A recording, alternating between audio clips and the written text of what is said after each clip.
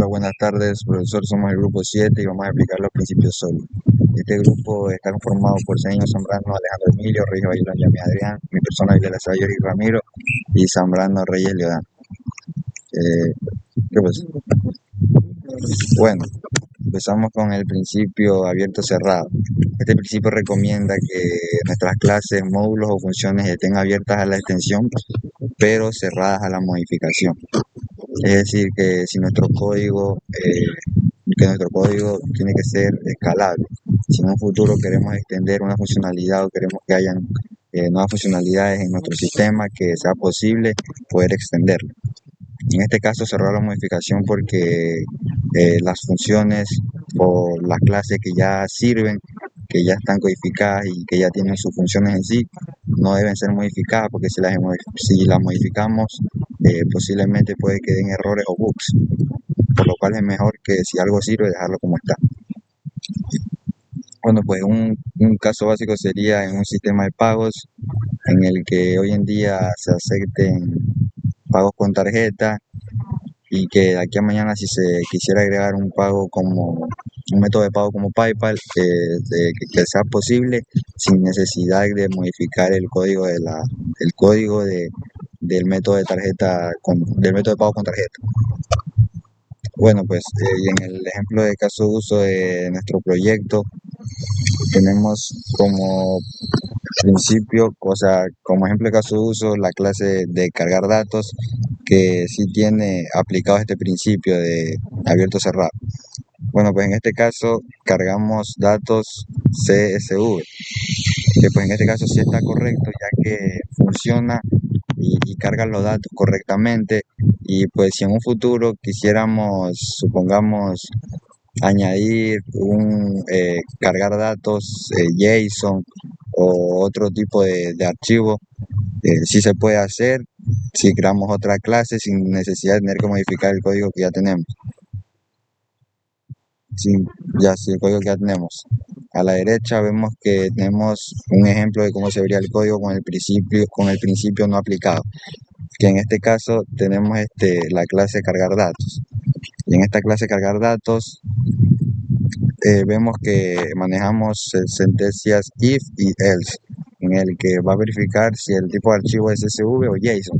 En este caso, si el día de mañana queremos que también lea archivos, supongamos TXT, tendríamos que modificar dentro de la clase, o sea, tenemos que poner otro else, y entonces ya estaríamos modificando directamente esta funcionalidad que sí sirve, y pues posiblemente puede que haya errores, así que es mejor no tocar lo que ya sirve. Y pues aplicar este principio nos da un sistema más mantenible, hace que los testeos sean más sencillos, ya que no se testea lo que ya está hecho, sino que solo se testea lo que se extiende, lo nuevo que ponemos.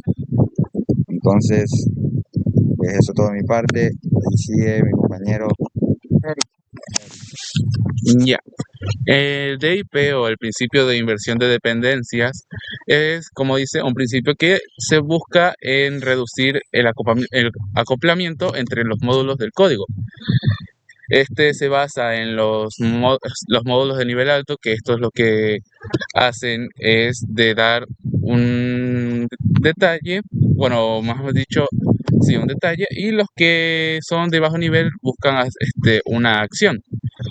Estos de aquí, como se dice en el principio, estos se invierten para que esta vez los de alto nivel no dependan del bajo nivel, sino que los de bajo nivel dependan del alto nivel. Esto lo que hace es que haya una reducción de acoplamiento, y esto lo hace más flexible, y también lo que hace es de poder tener una mejor forma de organizarlo. Primero aquí tendríamos el principio no aplicado, que aquí se basa en un switch, o bueno, un foco. Tendríamos lo que sería el switch y el fan switch, que sería de un ventilador, y esto lo que hace es de encender y apagado. Pero como esta dependencia está estos módulos están dependiendo de un nivel alto, lo, lo que hace es que hay demasiado acoplamiento y esto lo que hace es que los cambios que se quieran hacer sean muy frágiles y que estos no tengan una buena flexibilidad o reutilizamiento de código. En cambio, con el principio aplicado mediante una interfaz, lo que sucede es que el switch ya tendría un atributo o una forma de poder realizarlo sin necesidad de utilizar tantos acoplamientos, lo cual mejora lo que sería la reutilización debido a que es en general lo que se trata de aplicar, y también lo que hace es que se vuelva más flexible en torno a la realización de acciones. Luego tendríamos la ejemplificación, que tendríamos el principio no aplicado, que esta sería una manera de no poder de no hacerlo de esta manera, ya que en este caso estamos eligiendo lo que sería la base de datos, una base de datos. Lo que aquí dice que aquí manda un método diciendo que conecte al SQL, mientras el usuario trata de agregar un nombre a la base de datos, lo cual esto está mal debido a que los módulos de alto nivel que se ven están dependiendo de los de bajo nivel, por lo cual se haría complicado a la hora de cambiar estos módulos. En cambio, en el principio aplicado, ya tiene su interfaz con los módulos que realmente serían los detalles. Aquí se menciona que está conectando al SQL y al PostgreSQL. Y ahí luego tendríamos los módulos de alto nivel, que sería lo de agregar la inyección de dependencia. Y luego se hace una prueba para poder verificar si está correcta, si está correcto lo que sería la agregación del usuario a la base de datos, y se agrega en sí, lo cual hace que se haga más flexible a la hora de agregar un usuario de manera correcta sin necesidad de que los módulos estén mayoritariamente acoplados. Bueno, a continuación, buenos días, buenas tardes, buenas noches. Yo soy Yame Adrián Reyes Bailón y voy a comentar acerca del principio de sustitución de Liskov. El principio de sustitución de Liskov establece que toda subclase debe poder reemplazar a su clase padre sin alterar el comportamiento esperado del programa. Básicamente, en otras palabras, si un programa funciona con un objeto de la clase base, también debe funcionar igual de bien con un objeto de cualquiera de sus subclases. Entonces, a nosotros al aplicar el principio de sustitución de Liskov, podemos garantizar coherencia en nuestro código, podemos evitar errores inesperados y podemos fomentar clases hijas totalmente compatibles con las clases padre. Entonces, nosotros podemos observar directamente en nuestro código que hemos estado desarrollando, el proyecto que llevamos el semestre presente, el ejemplo en la clase persona, donde podemos observar que el principio se puede aplicar y donde se viola ese principio. Comencemos por el principio aplicado. Yo elegí la clase persona ya que lo muestra de una manera perfecta, en donde nosotros definimos la clase persona, en donde creamos un método de descripción que tiene cédula, nombre.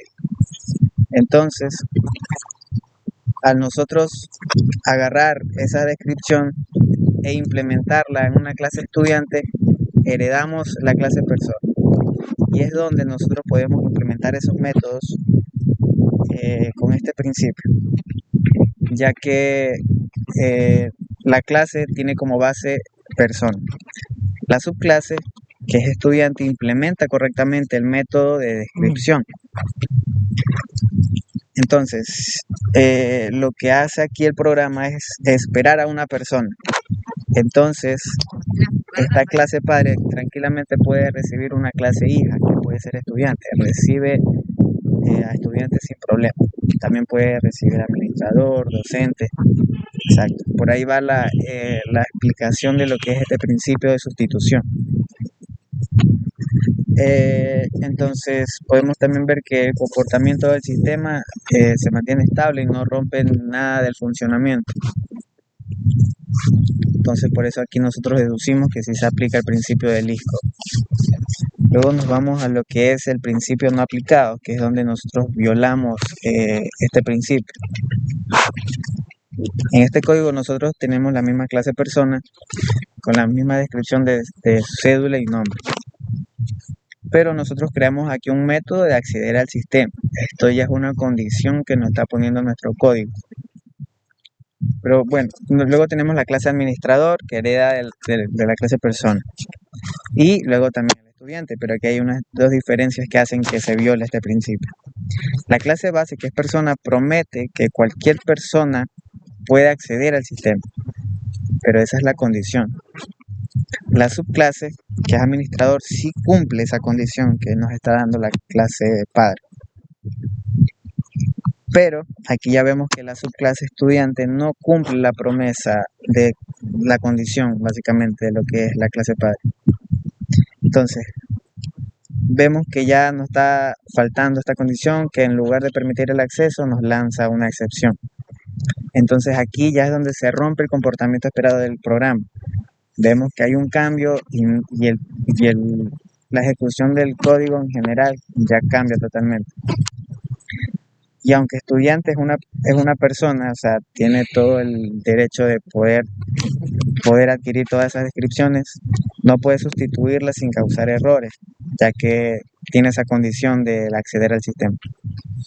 Entonces, el principio de sustitución del ISCO se trata de que las clases respeten totalmente las condiciones que dice la clase padre. Si una subclase cambia las reglas o se restringe de cierta manera, entonces no es válido el principio. A continuación, mi compañero Emil.